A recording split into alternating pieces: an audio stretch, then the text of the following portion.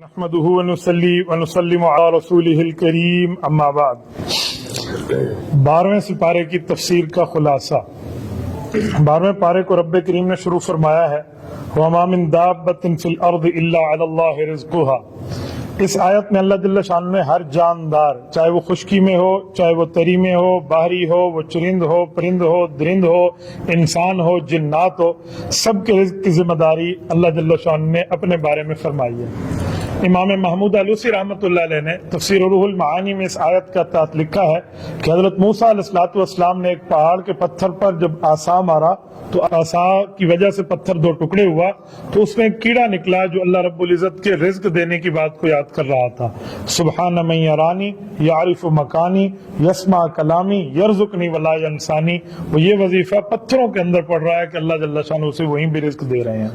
اس سے علاوہ اگلی آیت میں اللہ جل شانہ نے وَهُوَ الَّذِي خَلَقَ السَّمَاوَاتِ وَالْأَرْضَ فِي سِتَّةِ أَيَّامٍ وَكَانَ عَرْشُهُ عَلَى الْمَاءِ لِيَبْلُوَكُمْ أَيُّكُمْ أَحْسَنُ عَمَلًا۔ اس آیت کے اندر اللہ جل شانہ نے ایک تو تخلیق کائنات کو بیان فرمایا کہ کائنات بنی، اور دوسرا وجہ مقصود تخلیق کائنات کو بیان فرمایا کہ کائنات کیوں بنی۔ فرمایا میں نے 6 دن میں زمین آسمان کو پیدا کیا۔ اللہ کے ہاں تو 6 دن نہیں ہے، اللہ جب چاہے پیدا فرما دیں۔ آپ کو اور ہمیں سمجھانے کے لیے بتایا کہ آپ جو کام بڑا اچھا کریں تو اس کو آرام سے اور دھیرے دھیرے کریں۔ دوسرا، ہو سکتا ہے یہ 6 دن یہاں دنیا کے نہ ہوں کیونکہ اس وقت سورج نہیں بنا تھا، یہ آخرت والے 6 دن ہوں، اور آخرت کے بارے میں قرآن کریم میں ہے کَأَلْفِ سَنَةٍ مِّمَّا تَعُدُّونَ کہ آخرت کا ایک دن دنیا کے 1000 سال کے برابر ہے، تو یہ 6000 سال بھی بن سکتے ہیں۔ اس کے بعد اللہ جل شانہ فرماتے ہیں کہ میں نے کائنات کیوں پیدا کی؟ لِيَبْلُوَكُمْ أَيُّكُمْ أَحْسَنُ عَمَلًا، تاکہ یہ بات ظاہر کر دی جائے کہ تم میں بہتر عمل کون کر کے لاتا ہے۔ تو اس کائنات میں سب سے بہتر عمل رسول اللہ صلی اللہ علیہ وسلم کیا ہے۔ تو پتہ چلا نبی علیہ السلام کو اللہ نے وجہ مقصود کائنات بنایا ہے کہ کائنات تخلیق ہوئی ہے، تو ان وجوہات میں ایک وجہ حضور علیہ السلام کی ذات عالیہ بھی ہے۔ اس سے آگے جائیں تو فَلَعَلَّ کا طارق کی آیت کے اندر اللہ جل شانہ نے حضور علیہ السلام کو خوشخبری دی ہے کہ کافر آپ سے فرمائشی معجزات مانگتے ہیں کہ جی یہ دے دیں، یہ دے دیں، یہ دے دیں، اپنی مرضی کا ڈیمانڈڈ معجزہ مانگتے ہیں، تو آپ اس پہ دل چھوٹا نہ کریں۔ آپ انہیں کہہ دیں کہ جو ہم نے معجزے دیے ہیں ماننا ہے مان لیں، نہیں ماننا تو اللہ نے اعلان کر دیا کہ جتنے فرمائشی معجزے ہم آپ کو دے دیں تم ماننے والے پھر بھی نہیں ہو۔ پھر قرآن کریم نے چیلنج کیا قُلْ فَأْتُوا بِعَشْرِ سُوَرٍ۔ اس آیت کے اندر اللہ جل شانہ نے فرمایا کہ یہ 3 قسم کے چیلنج ہیں۔ ایک جگہ فرمایا قرآن جیسا قرآن لاؤ، قرآن کی 10 صورتوں جیسی 10 صورتیں لائیں۔ پھر فرمایا فَأْتُوا بِسُورَةٍ مِّن مِّثْلِهِ، کوئی ایک صورت بنا کے لے آؤ، تم عرب لوگ ہو، عرب میں اٹھتے بیٹھتے ہو، آپ کی بود و باش عربی ہے، کوئی ایک صورت قرآن کے مقابلے میں لاؤ۔ یہ قیامت تک کے لیے چیلنج ہے، دنیا کی تمام اقوام عالم کو چیلنج ہے، لیکن آج تک کوئی قرآن کے مقابلے میں قرآن بنا کے نہیں لا سکا۔ اس کے بعد اللہ تعالیٰ جل شانہ نے 7 انبیاء کرام کا ذکر فرمایا ہے۔ 7 انبیاء کرام میں حضرت نوح ہے، حضرت ہود ہے، حضرت صالح ہے، حضرت ابراہیم ہے، اور اسی طرح اللہ جل شانہ نے آگے جا کر حضرت شعیب علیہ السلام کا ذکر کیا اور حضرت موسیٰ علیہ السلام کا ذکر کیا۔ ان 7 انبیاء کرام کا ذکر ہے۔ میں ایک ایک پہ چھوٹا خلاصہ پیش کر دیتا ہوں۔ نوح علیہ السلام کے لیے 950 سال دنیا میں رہے، دین کی طرف لوگوں کو بلایا، وہ نہیں مانے۔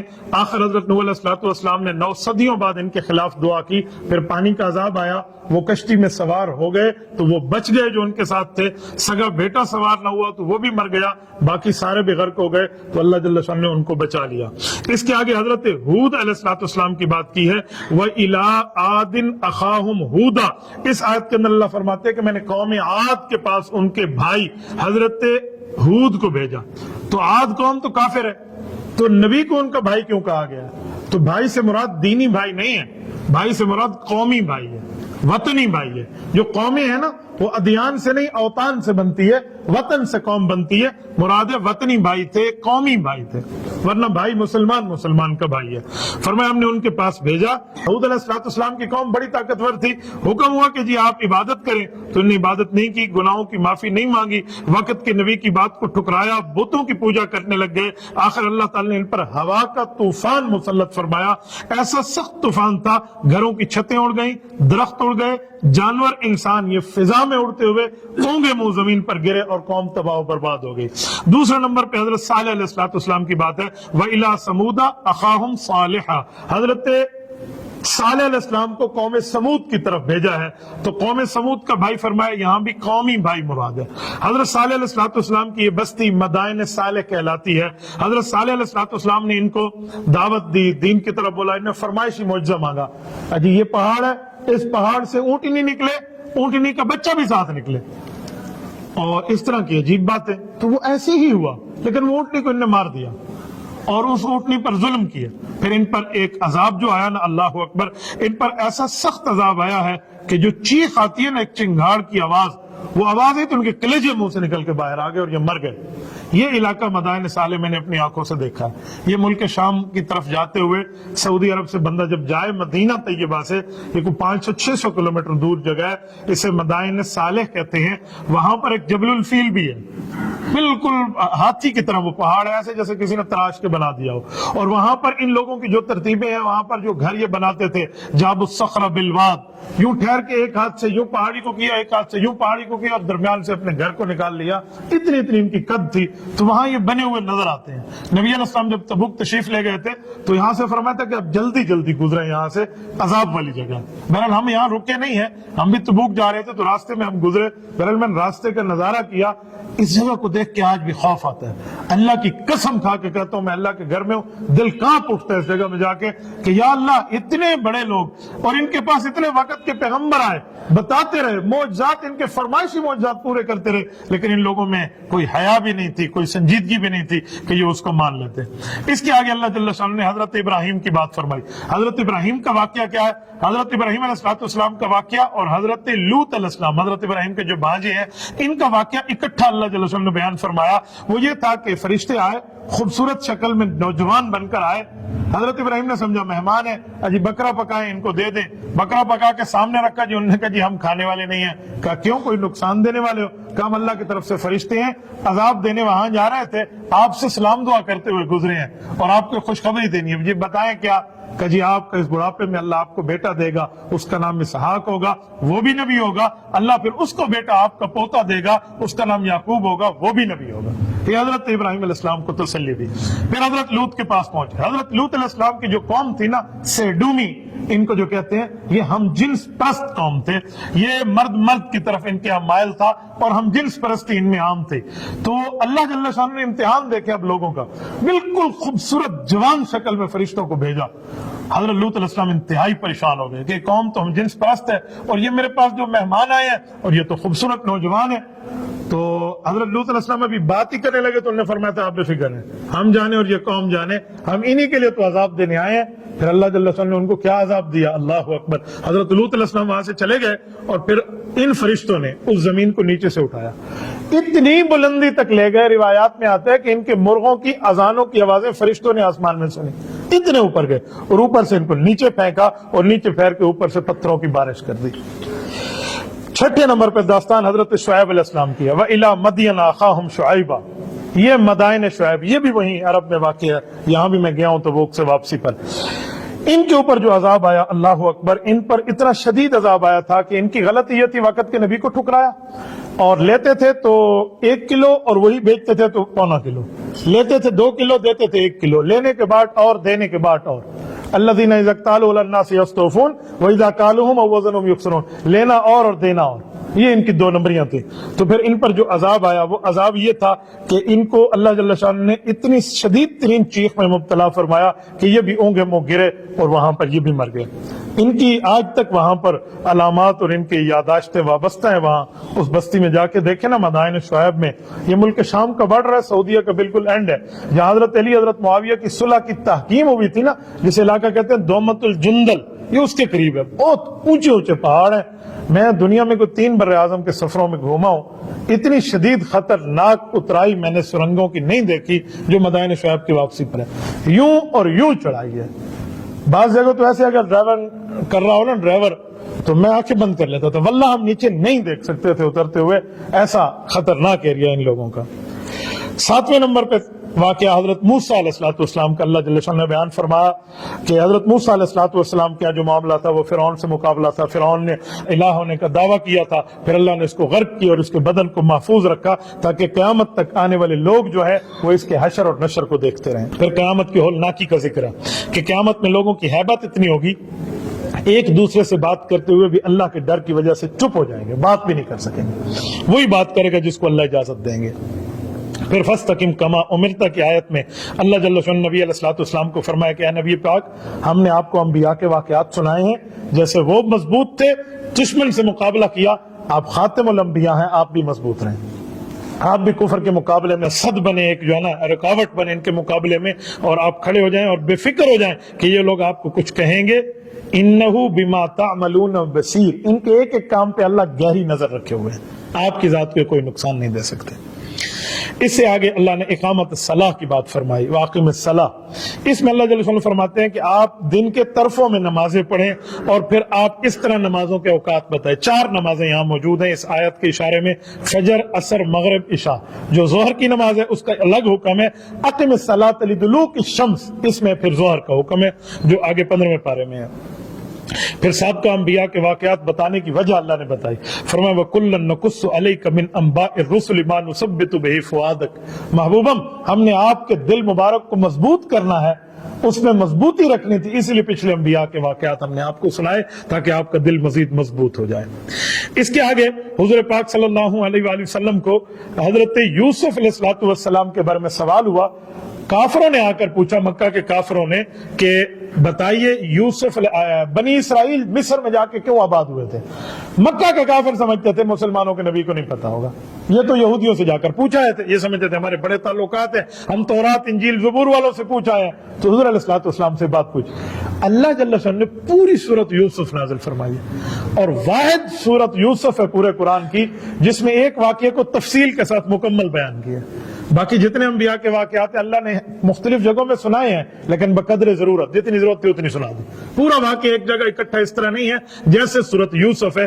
اس لیے اللہ نے فرمایا احسن القصص, بہترین واقعہ ہے کہ جامعیت میں اور اکٹھا ایک ہی واقعہ سنا دیا. حضرت یوسف میں اور نبی علیہ الصلوۃ والسلام میں 2 چیزیں بڑے مشترک ہیں. نمبر 1, حضرت یوسف کے ساتھ دھوکہ کیا تھا اپنے بھائیوں نے, حضور علیہ الصلوۃ والسلام کے ساتھ دھوکہ بازی کی ہے اپنی قوم مکہ مکرمہ کے لوگوں نے. پھر حضرت یوسف کو جب طاقت حاصل ہوئی, وقت کے بادشاہ بنے اور ان کی چوری پکڑی گئی, تو پھر بھائیوں کو معاف کر دیا, اور پھر وہی بھائی مطیع اور فرما بردار ہو گئے. حضور علیہ السلام نے بھی جب مکہ فتح کیا, جن لوگوں نے کلمہ پڑھا حضور نے معاف فرما دیا, اور پھر وہی لوگ رسول اللہ پہ جان دینے والے بنے. اس وجہ سے پھر پوری صورت آئی. فرمایا نحن نقص علیک احسن القصص بما اوحینا الیک ھذا القرآن, یہ قرآن میں آپ کو بہترین واقعہ سنایا جا رہا ہے. اب واقعہ کیا ہے, میں حضرت یوسف علیہ السلام کے واقعے کو آپ کی خدمت میں رکھتا ہوں. یوسف علیہ السلام کے والد حضرت یعقوب 2 شادیاں ہیں, ایک شادی میں 9 بیٹے ہیں اور ایک شادی میں 2 بیٹے ہیں. یوسف اور بنیامین یہ ایک بیوی سے ہیں اور باقی 9 ایک بیوی سے ہیں. حضرت یوسف سے حضرت یعقوب کا پیار بڑا زیادہ, محبت زیادہ, نبی ہونے کے ناطے بھی کہ نبی ابن نبی ہیں. حضرت یعقوب کا بڑا محبت کا تعلق تھا. ایک دن حضرت یوسف نے خواب دیکھا کہ میرے سامنے 11 ستارے آسمان سے آئے اور یوں جھک گئے. یہ آئے ہیں, پھر سورج اور چاند بھی آئے ہیں. ایک روایت میں ان کے 9 بھائی ہیں, ایک روایت میں 11 بھائی بھی ہیں. تو یہ جو آ گئے اور سارے آ کر جھک گئے. والد کو خواب سنا, والد نے کہا بیٹا میں تعبیر تو دے رہا ہوں, بھائیوں کو نہ بتانا, کیوں ہو سکتا ہے تم سے حسد کریں. وہ سمجھ گئے, وقت کے نبی تھے, کہ ایک وقت آئے گا ہم سارے بھائی اور ماں اور باپ اس کے سامنے مطیع اور فرما بردار ہوں گے. تو یہ اس کا مطلب تھا. تو یعقوب علیہ السلام نے منع فرمایا تھا کہ آپ ان کو نہ بتانا ورنہ یہ آپ سے حسد کرنے لگ جائیں گے.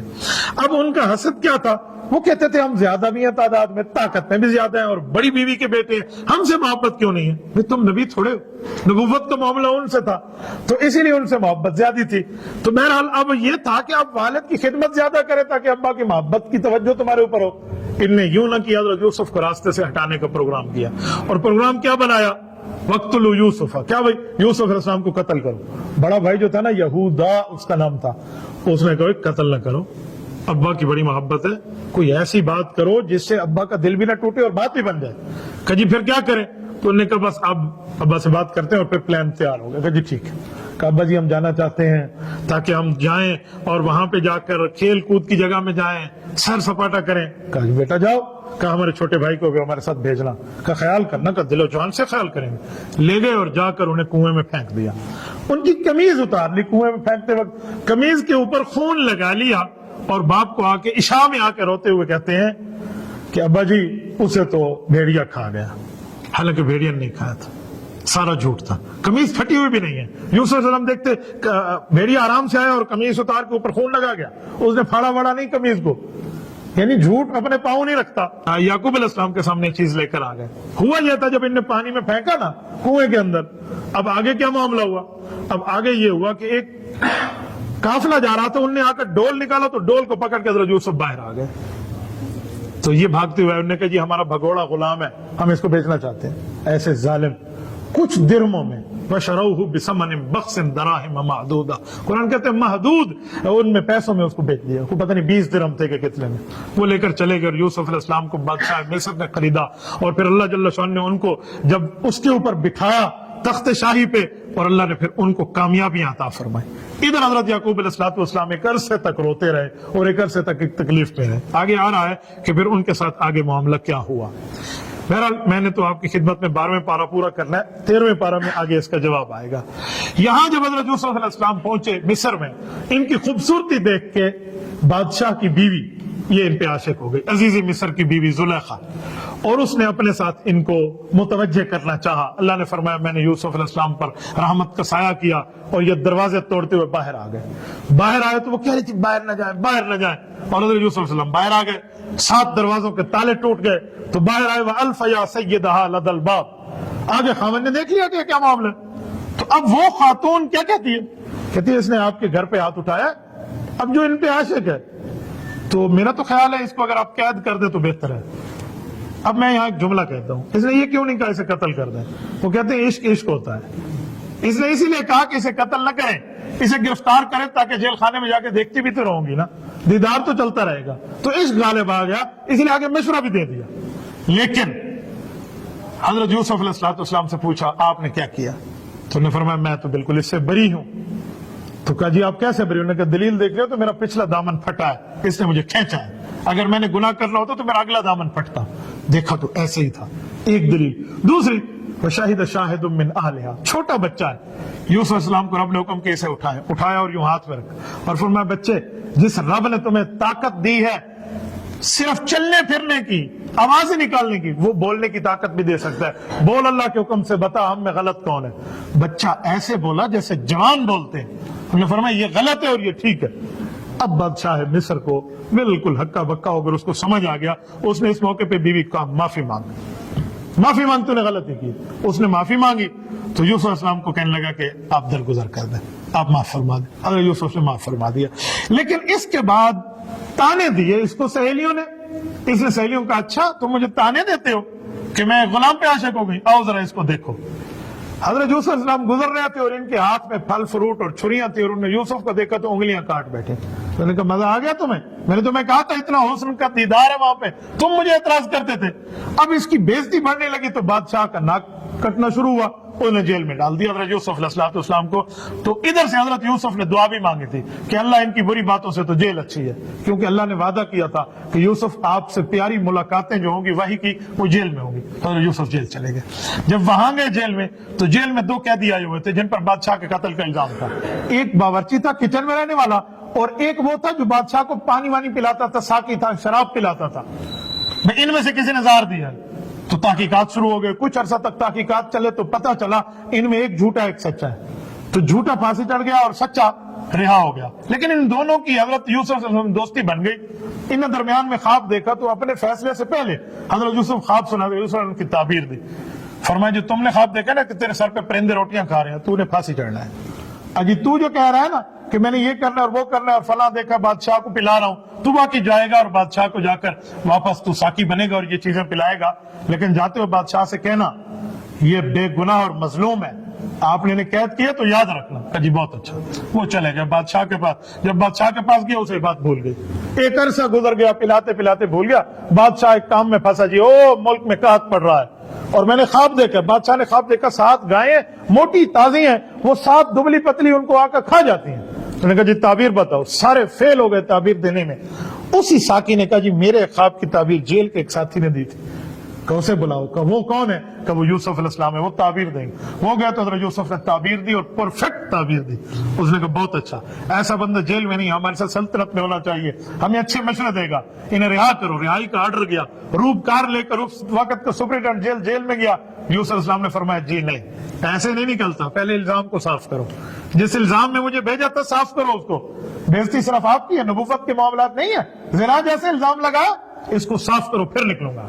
پھر اس نے تحقیقاتی کمیشن بٹھایا اور وہ غلط ثابت ہوئے، زلیخا اور حضرت یوسف علیہ السلام صحیح ثابت ہوئے اور ان کو باہر لایا گیا۔ یہ واقعہ یہاں پر تقریباً 12واں پارہ اس پہ پورا ہوتا ہے، لیکن یہ سورۃ یوسف آگے بھی چلتی ہے۔ کل انشاءاللہ اس کا اگلا حصہ مکمل کریں گے۔